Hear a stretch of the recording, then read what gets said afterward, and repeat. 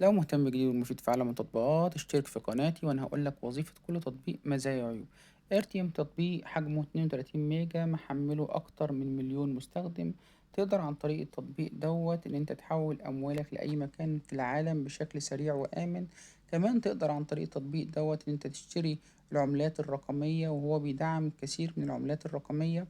تقدر تشتريها وتبيعها وتربح المال من وراها. تقدر تدفع كل فواتيرك عن طريق التطبيق دوت. تقدر تصدر بطاقات افتراضية تشتري منها في أي مكان في العالم.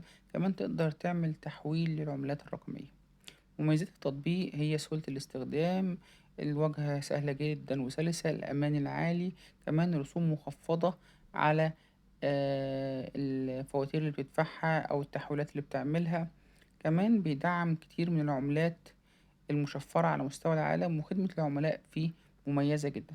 عيوب التطبيق بقى: مش كل الدول تقدر تحول ليها أموال، في قيود شوية على تحويل الأموال.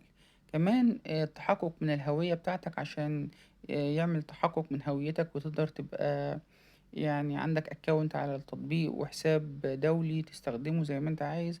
برضه في قيود شوية، أو التحقق من الهوية بياخد وقت شوية.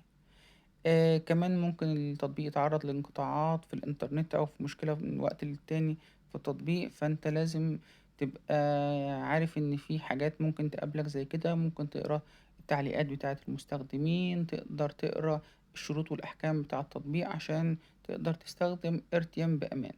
يا ريت تكتب لنا تجربتك الشخصية مع ارتيم عشان كلنا نستفيد. شير ولايك وسبسكرايب للقناة لو ما كنتش تعرف التطبيق، واستناني تاني في تطبيق جديد. تطبيق ارتيم تقييماته عالية جدا.